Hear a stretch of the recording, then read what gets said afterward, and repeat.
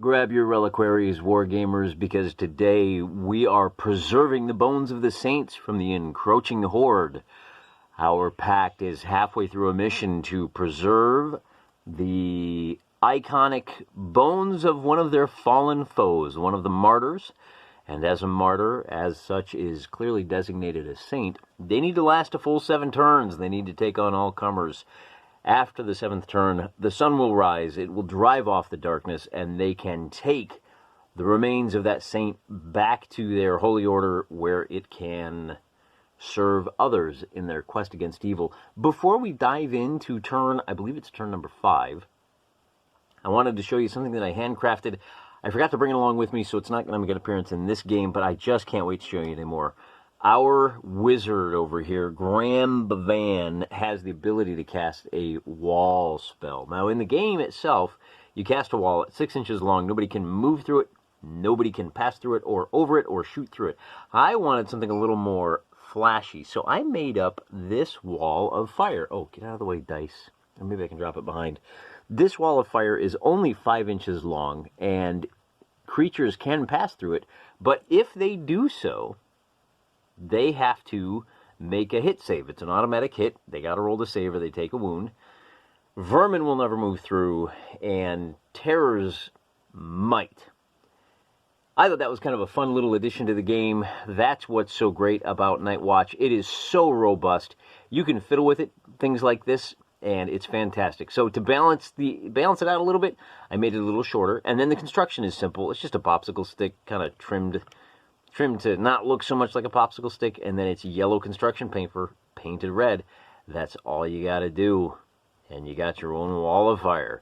And I even made 2 of them because they last until the end of the next turn. So if he casts it twice, he can do some serious board control. I'm sorry, monsters, you don't get to come anywhere near this tower unless you are prepared to make a lot of movement and use a lot of actions trying to get around it.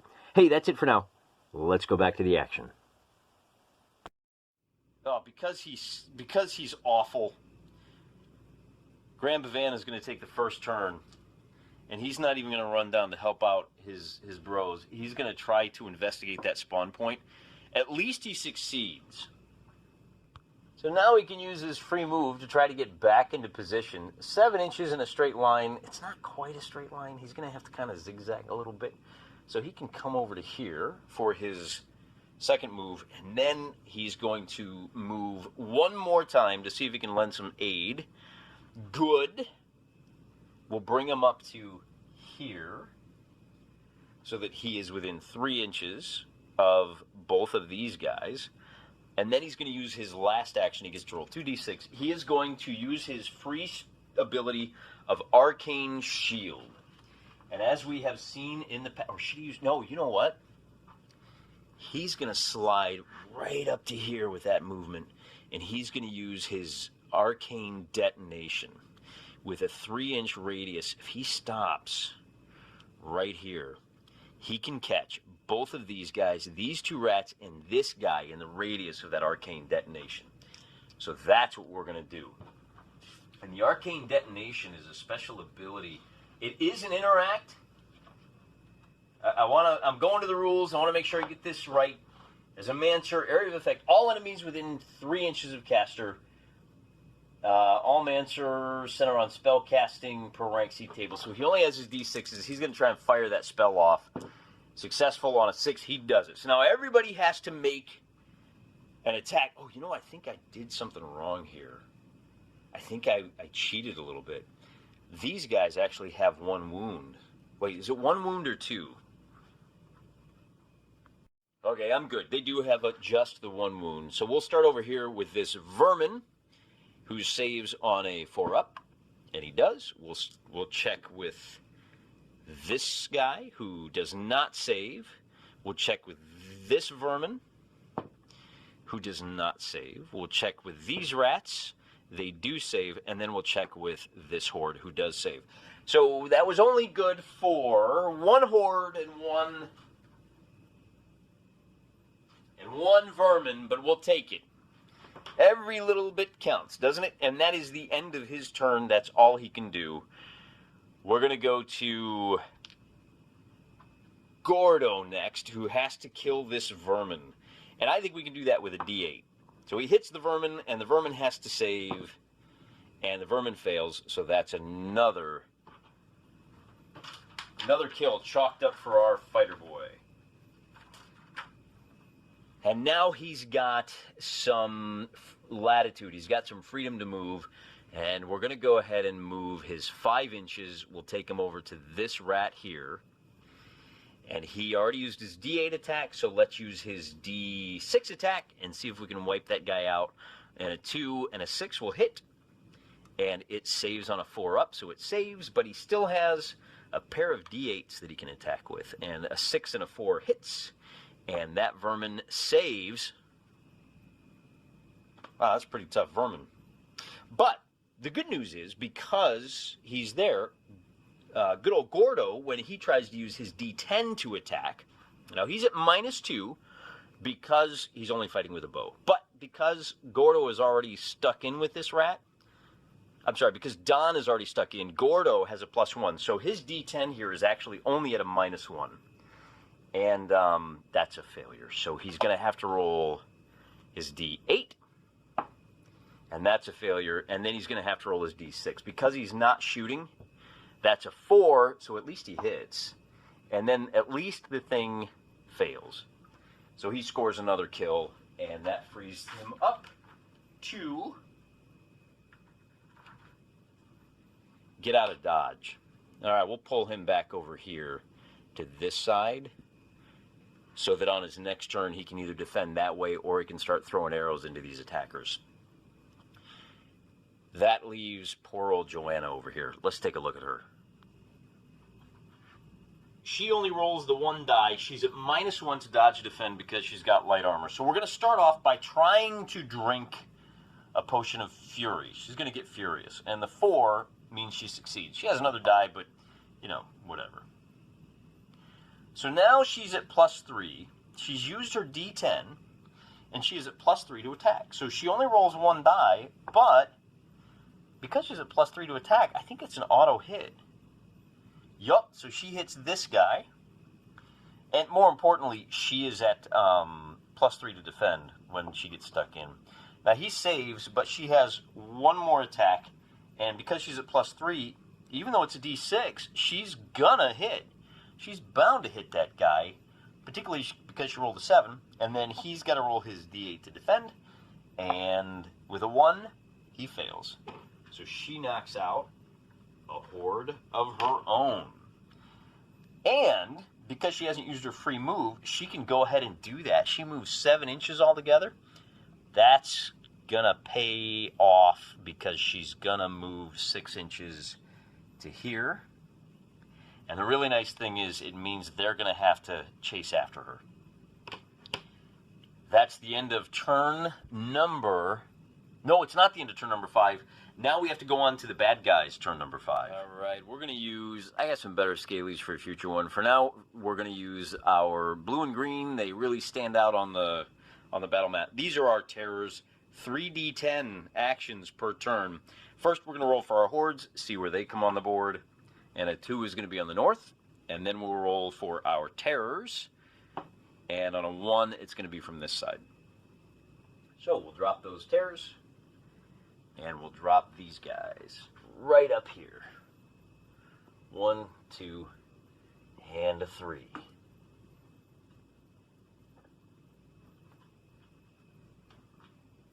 Where do we start? I don't even know where we start. I guess we got to start with... Let's start with this cluster down here. This rat has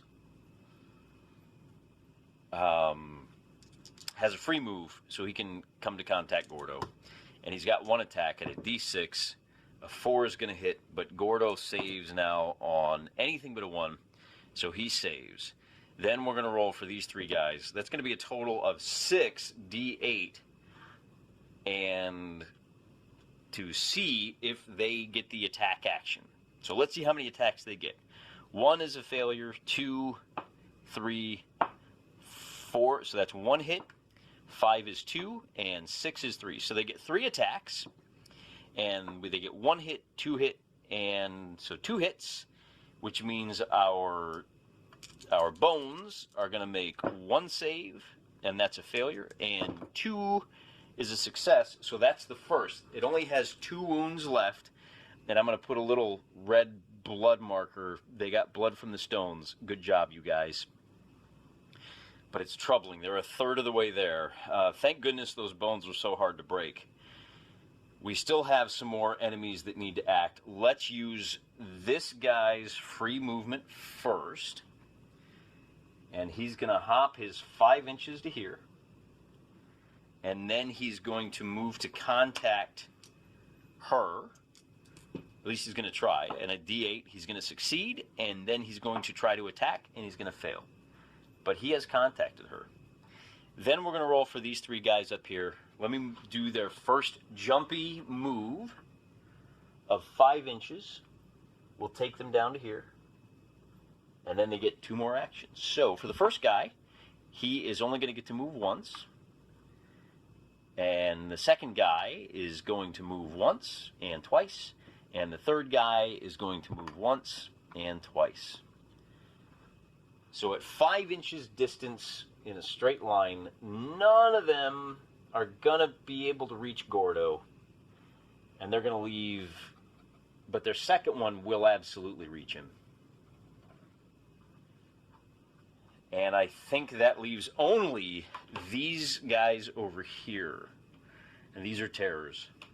And they have a free move of 6 inches. Oh, you know, there's another guy. Look at that. There's another guy hiding behind the tree. Let's do this horde first. His first movement will take him to there. And then his second move will take him to... Whoop, that's a D8. So his second attempt to move is successful, and his third is a failure. So he can move to contact her. He is close enough. And then we have to deal with these 2 terrors who are going to move. Well, let's see, their first move is going to be a success. And he moves 6 inches. It's getting a little crowded there. But he can contact our lovely and talented potion master. And then for his second attack, he's going to attack her. And with a 7, he's going to hit. Now, she only rolls 1 die, and she is at -1. She needs a 5 or 6 to save. So she takes a wound. And then with his second action, he's going to hit. And she is going to take her second wound. So now she only has 2 actions per turn. This last guy, because she's got a triple team, he's going to come over and try to contact him. And he's going to succeed on his first move, he's going to succeed on his second move, and he's going to succeed on his third action. He's only 10 inches away. Oh, but the lizard men do have to suffer a 3-inch penalty. So that's 3. And then, oh, man, that's pretty close. Yeah, let's play it even. He's going to use his third action to attack, and he's going to hit poor Don, who saves on a 3-up, and he does save. Way to go, Don. Keep it up. And that's the end of the bad guy's turn. That's a heck of a scrum, ain't it? We are going to start with him. First thing he's going to do is fire off the first of his bolt spells. Oh, you know what I forgot? She actually has +3 to all of those rolls because of the spell that she used.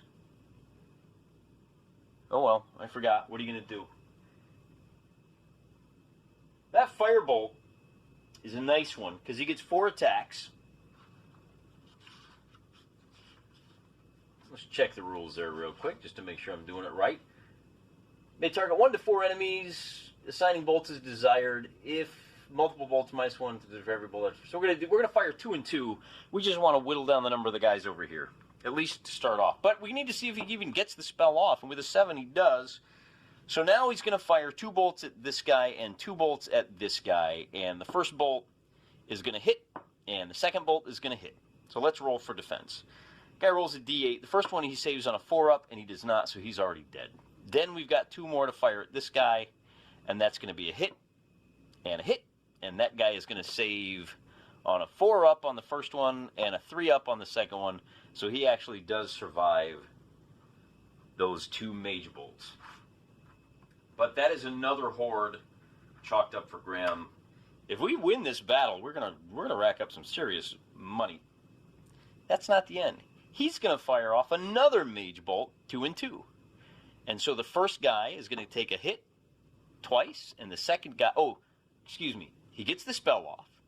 And now the first guy is gonna suffer 1 hit, and that's it. And the second guy is gonna suffer 1 hit. So the first guy has to save at, he saves at 4-up. So he saves, and the second guy does not. So he's at least eliminated 2 of those guys. We'll take it. It's that much less attacks on our precious relics there. That's his second, and then he has a third. I think I'm going to move him over here as part of his free move. And then cast a heal spell with his D6s on Marion. He is successful. That heal spell heals 2 wounds. So let's do Marion. Wrong campaign. Joanna here is going to use her flash powder. Kablam!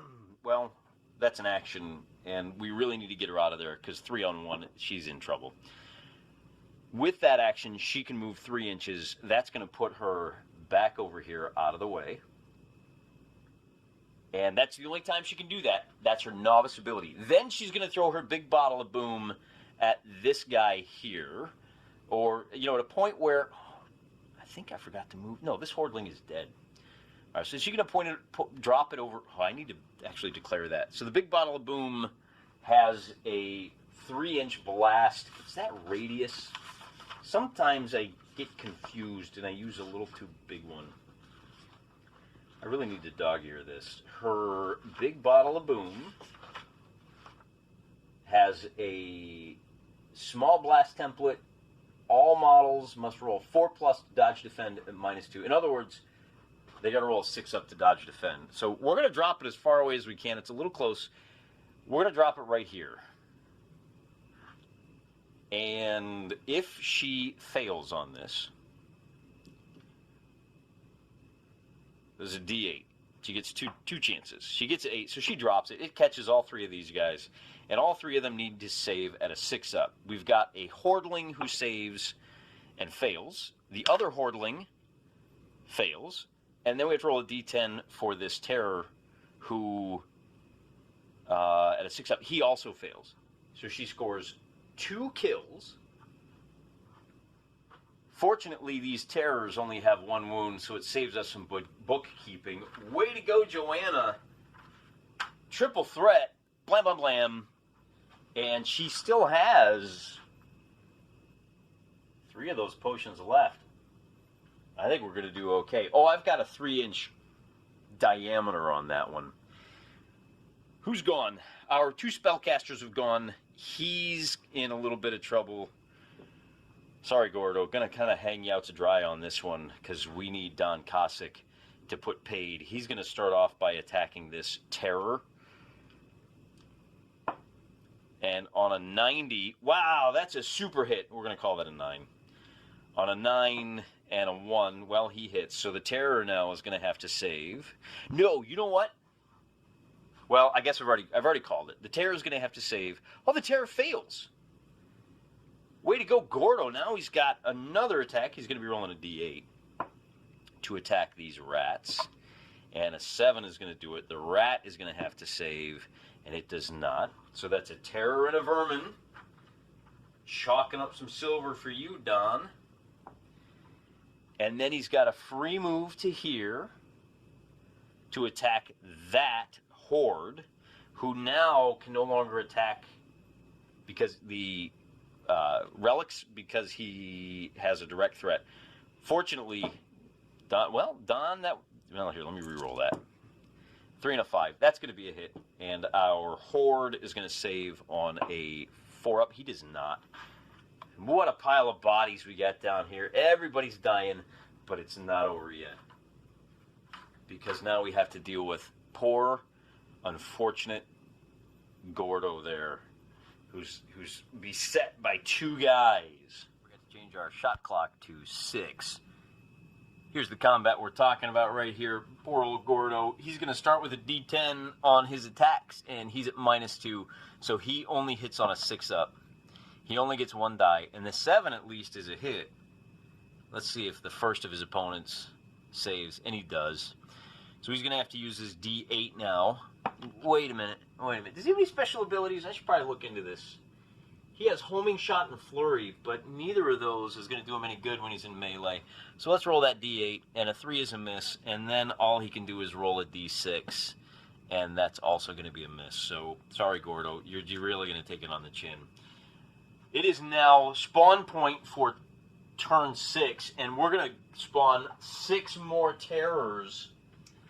That's 6 more of these 3-action fellas. The good news is they're all melee. They're all too far away. Let's roll them D4s to see where they come in. The first batch comes in at 4, and the second batch comes in at 1.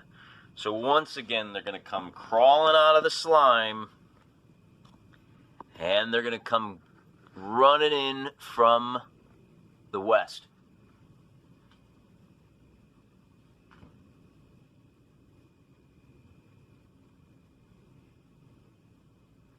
So that's over here. Ooh, sorry, shot clock.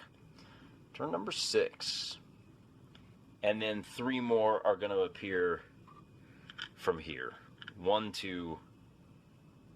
I had a third one floating around. Where'd he go?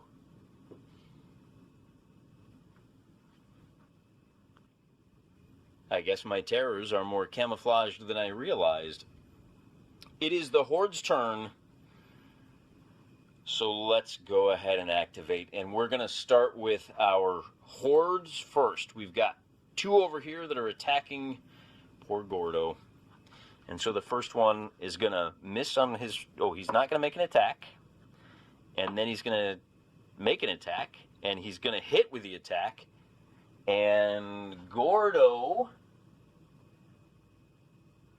has a 4-up save. And he fails, so he takes his first wound. The second guy is going to make an attack, succeed on the attack, and Gordo is going to save. So let's mark that wound for those guys. Hold them off, Gordo. We'll get you healed up. We got plenty of healing. We have barely used any of our spells. Now we're going to do the Horde that's in the back. He's just off screen. Let's see, there he is right there. Okay, let's see if he can... Well, he can use his first move. Is going to be 5 inches, which won't get him into combat. It'll carry him to here. And then he's going to have to choose his target. Does he want to attack somebody who's already stuck in, or is he going to attack the wizard? On a 1, 2, 3, he attacks Gordo for the kill shot. And it looks like that's what he's going to do. So for his second, he's going to move to here, and then he gets to make an attack. Well, he's going to try to attack, which he does. Now, he is at +2 on this. So that's an 8. That's a successful hit. And, no, he's not. I'm sorry. It's not +2 when you're attacking. Either way, it's a hit. He's at -2 on his dodge defend. Anything but a 6. He now takes his second wound. What are you doing here? What did I do? I'm marking my wounds in the wrong place. We are very good at tracking this stuff, but only eventually. That may be an issue because now Gordo is only going to take a lot fewer actions. We have some guys who are going to move 6 inches, and 6 inches is again not quite enough to bring them into contact. And these guys over here, I'm going to bring them in so we see them and so I don't forget that they're there. 6 terrors. Oh, Lord, this is not going to be easy. We're going to need some help here. Let's start with these guys that are closest. And I think, are you fit? Yeah, let's turn you the right way there, buddy. So he's got 3 actions now. 1 action. He's moving to contact him. Second action he does. Third action, he's going to take a poke. And a 1 is a miss. This guy is on a 1, 2, or 3. He's going to move to attack. Yep. So his first action is a failure. His second action is a failure. And his third action is to move and get stuck in. Then this third guy, because he's stuck, he's going to move to contact. And that's going to be a successful move. And then he's going to attack and fail. And he's going to try to make an attack. So he gets one attack. All right, fine. Listen, there's a whole pile of corpses here. I got to move these out of here so we know what we're doing. It's just getting a little too nuts over there. All right, this guy, he moved up. He's got one attack. And he hits. And our bones have succeeded. I think that's it. No, it's not it. We got to do these guys over here. The first guy is going to try to move closer and succeed. So he'll move his 6 inches to the stream. And then he's going to move to the nearest enemy. That's going to be our Boom Boom Wizard. And he does. And then his third action is going to be to try to attack, which he does not. The second guy over here is going to move. And he's going to move again. And he's not going to do anything else. So he can move a grand total of 7 inches, which is enough to get him across the stream. But that's it. It's actually 10 inches minus 3 to cross the stream. So that last guy has got 3 actions. He's going to fail. He's going to succeed. And he's going to succeed. So like his buddy, he's going to be able to move 7. And that's all he's going to be able to do. Fortunately for our good guys. Now turn 7. This is going to be critical. It's now turn number 7. And it's not looking good for... Well, it's looking okay. This is going to be tight. Again, I'm going to move all of these corpses out of the way so we can see what's going on, because it's a heck of a scrum. Let's start off by seeing what Don can do down here against these 2 guys. We're going to roll for his first attack, and a 1 and a 3 is nothing. Then we're going to use his ability. He has Cleave for +1 to attack. And so he hits on a 3, and he's going to hit one of these guys who now defends on a -3. So he's going to save on a 7-up. And he fails. So another fallen foe. Then he has 1 more action. He's going to attack that last guy. And with a pair of deuces, he fails. So our heavy hitter was only able to knock out 1 guy. All right, then let's see what Joanna can do with her big bottle of boom. She's going to throw it at this guy here, or nominate a point just a little further away. She's going to use her D10 to do that, and a 4 is going to be a hit. Let me mark off that terror that Don managed to wipe out. How many terrors have we killed so far? 1, 2, 3. Okay. That looks like it's about right. And then we're throwing that big bottle of boom. It's area of effect, and if I recall correctly, I'll get better, just be patient with me. That is at -2. Okay. So a successful hit, these 2 guys are going to have to save, and they only save on a 6-up now. So the first one dies, and the second one lives.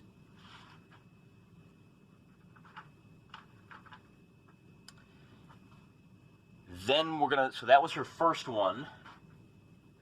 Her first action on the 10s. She's got actions on an 8, so she might as well throw that big bottle of another.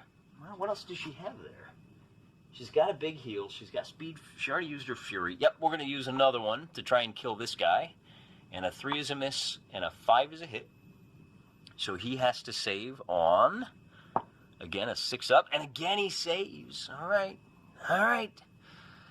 Let's use our free move to engage this horde. And then we're just going to attack him with our D6. We got to try and save Gordo up there. She hits that hordeling, and he fails his save. So she gets a melee kill. Man, that is one tough Chiquita. Way to go, Joanna. She's racking up an impressive amount of kills. She might be the MVP for this one. Unfortunately, she's done. He's got one shot to cast Bind, and this is a paralysis roll. It's important. We're going to roll the d10, and a 5 is a success. The target has to roll dodge defend at -2. He's targeting the guy that's in his face, and the guy fails. Now he cannot move for the rest of the turn, which allows him to disengage to here and fire off a second spell. It's going to be Mage Bolt, and we're going to fire 2 at him and 2 at him. No, we're going to fire 2 at him and 2 at him. So let's do him first, and that's going to be a hit and a hit, and then each of those are at -4. So he only saves on an 8-up, and that's a success and a failure, and Graham knocks him down. And then we got to roll for this guy over here, and that's going to be a 7 is a hit and a hit. So he's got to save against 2, and these are only 4-up. Actually, they're 5-up. The second one is going to be 5-up, and so he saves both. But at least we were able to knock this one down. That's the first terror kill for Graham. And that is it for our hero's turn. This is turn 7. This is our last chance. Come on, Gordo. Time for you to do some fighting. We're going to roll a d10 to fight this guy. Oh, no, we're not. He doesn't. He only gets 2 actions. He's lost his d8, and he only gets to make 1 attack at d6. And that's going to be a failure. That's all he can do. Okay. We got to do some spawnage. And that's part of why I cleared those corpses out, because 6 more of these terrors are coming aboard. I'm going to use this guy too. Let's see where they come on. 2 and 4. So 2 and 4. Man, this pond was just lousy with lizardmen, wasn't it? We're going to deal with all of our terrors that are in the center scrum first. And then we'll go see if any of these guys in the outskirts. I don't think those guys are going to be much of a factor, but we got to play through. We got to find out. Gordo here is fighting a couple of hordes, and they're going to see they get 1 attack. Well, let's do this. We're going to roll for his attack. Can he make the action? A 5 is a yes. Does he hit? An 8 is a yes. Does Gordo succeed? Yes. Second guy. First attack, he doesn't get it. Second attack, he gets. And he hits. And Gordo rolls, saving on a 4-up, and he at least saves. So Gordo survives that double team. Then we've got Don, who's locked in to 3 attacks. Does he attack? No. Does he attack? No. Does the third attack? Yeah. Does it hit? No. So he survives his first round. But this guy now is going to charge in. And on a 1, he doesn't. And on a 3, he doesn't. Oh, we're getting lucky. So on a 6, he can at least move to contact. And then we've got 3 attacks on our base. He does not get off the attack. He gets off the attack. He hits. And our base saves. Third attack. He can do it. He misses. All right, now we got 3 guys. Let's go ahead and do these guys down here first. They're going to use their initial move. And the first of them is going to attack Don. And he's going to need 2 actions to get there. Let's see if his second action gets there. He does. So his first attack, he gets it off. He hits. And Don... Now, Don... Let's think about this. He's actually at a -2 on his dodge defend. So his 4-up becomes a 6-up, becomes a 5. So he actually does succeed on a 5-up, so he gets it. And then we have, I believe, 1 more attack, which the guy gets off, and he hits, and we're saving on a 5-up. So Don does. That heavy armor is really paying off. These 2 guys now are going to try to move to attack the objective of the destroy. The first one does not move. He gets his second move, and he gets to attack one time. That attack is successful, and the thing fails its save. So it's got one more wound. This guy is going to move his 6 inches up, and then he moves into contact, so he gets 2 chances. His first one is an attack that hits, and it saves. Now his third action is successful and hits, and our boy saves once again. Then we've got those 3 guys up there, and they're going to require 1 move to get to here. 1 move, let's see, so that's their free move. Then it's going to cost them, so there's their first move, their free move. Now they have 3 actions left. And this one is going to run to Joanna, because she's blocking the path. And so he does get that move. She is 7 inches away, so he stops there.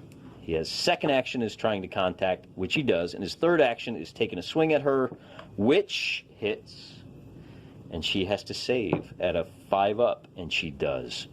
Way to go, Joanna. Then we've got 2 more guys. This is it. Home stretch, guys. Stick with me. We're almost there. Actually, we are there. Those 2 guys don't have enough actions. Even if they roll for all 3, they're not going to be able to get down. They're not going to be able to get to the bones. So we have barely eked out a victory in this one. And let's go to the post-game wrap-up. Well, that was a close call. That game took a lot longer because it went the distance. But now you can see a full 7 turns should take about an hour. Nightwatch is a great game. I'm really enjoying this. I thought we'd go ahead and run through the whole post-battle sequence. I'm going to stick a fork in it. And we're going to go through and do our post-battle sequence in another episode because we're going to have to do some purchasing. We're going to have to do some... We got to figure out what the fate of poor, heroic Tar Pit. I'm really impressed with how well Gordo was able to stand his ground, but man, he took a beating, and I'm not sure what that means yet. Got to review those rules, come back at it. We'll hit it again as soon as possible. In the meantime, in 2 days, we're going to be getting back to the Black Powder, complicated solo war game campaign. We have a second battle coming up, or is it the first? I can't remember. We got a big battle coming up. It's going to be exciting. It's going to be thrilling. Tune back in 2 days to take a look at that. And until then, remember, I'm praying for you.